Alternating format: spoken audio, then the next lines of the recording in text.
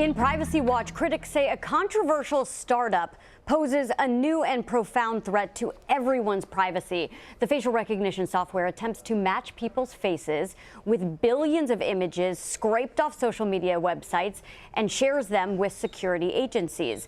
CBS News correspondent Errol Barnett spoke to Clearview AI's co-founder and chief executive officer in his first network TV interview, and you're here with me now. So Errol, good morning.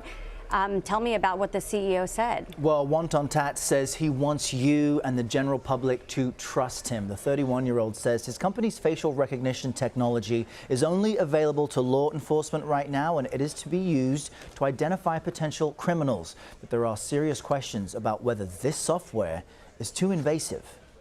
Right now we have, billions and billions of images from millions of different websites all across the open internet. This is what Clearview AI's database would look like to law enforcement, says founder Wonton Tat, if, for example, they were searching for me.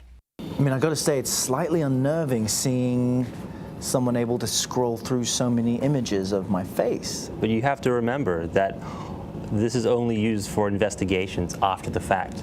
This is not a 24/7 surveillance system. Tontat says his artificial intelligence program can identify someone from an image in seconds. It matches faces of unknown people to their online photos and the sites the images originally came from. The results, he says, are 99.6% accurate. Would you like to have a try? Sure. Let's see. When we tried out the company's phone app, even covering half my face, it still worked on the first try. There we go. Tontat says Clearview has 3 billion images in its database sourced from millions of websites and social media platforms in a method known as scraping. Wired editor-in-chief Nick Thompson says facial recognition raises sobering moral and ethical questions.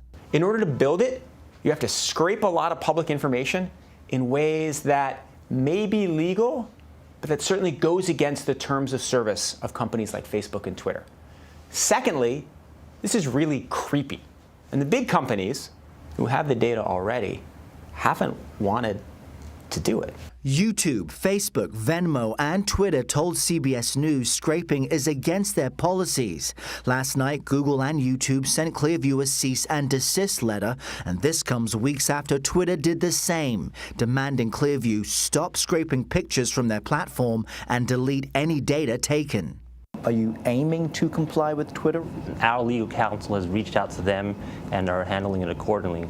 But there is also a First Amendment right to public information. So the way we have built our system is to only take publicly available information and index it that way. And you believe you have a First Amendment right completely to access what's on the platform? Clearview says more than 600 law enforcement agencies across the country use this software, but wouldn't say how many are free trial subscriptions.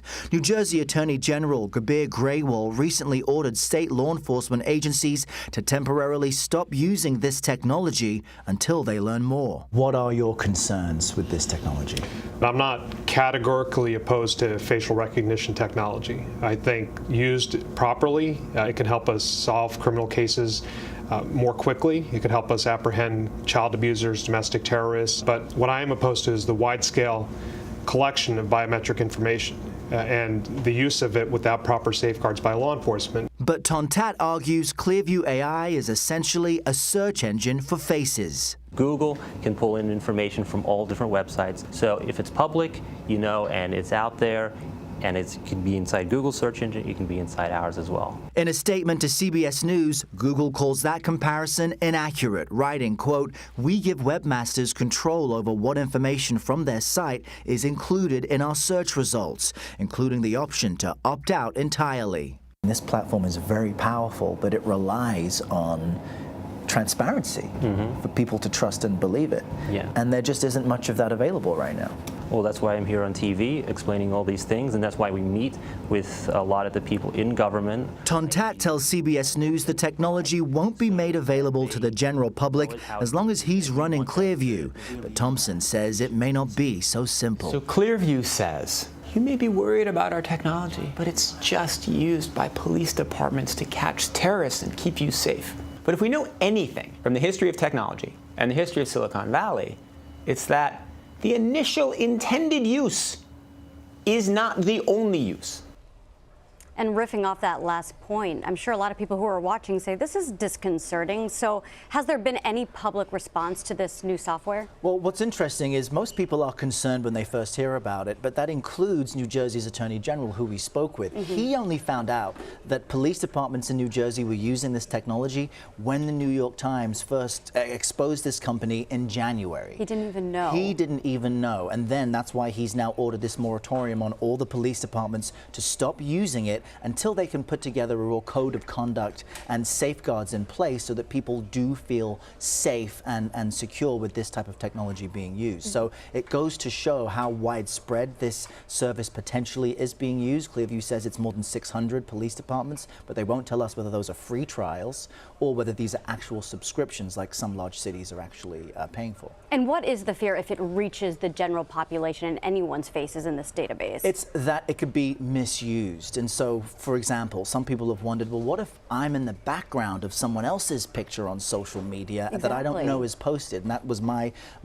case, for example, is I saw images people had taken of their television, or my fraternity at UCLA had put me in something I didn't know, and that came up. What if that is then, or some privacy advocates have said, well, what if you're at a protest or a demonstration and the police see that your face matches with you at these demonstrations? Do you then become part of another database? And then what if it's available to the general public? What if you could snap a picture of someone's face and find their entire online existence? Have we now crossed this threshold into a world that many people don't feel comfortable in? And that's really the issue this raises. So many questions about privacy. And of course, this CEO is saying, well, there's a First Amendment right to public information.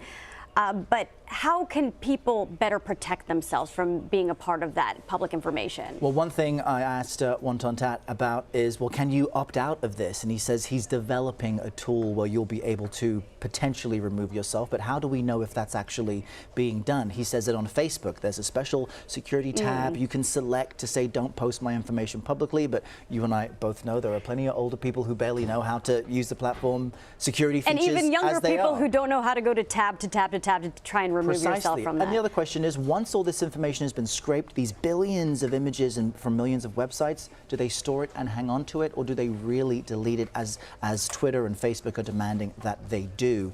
I think this could end up in the courts. He says he has a First Amendment right to this. Meanwhile, I would check your online presence and your social media pictures. Errol Burnett, thank you so much. Good to chat with you.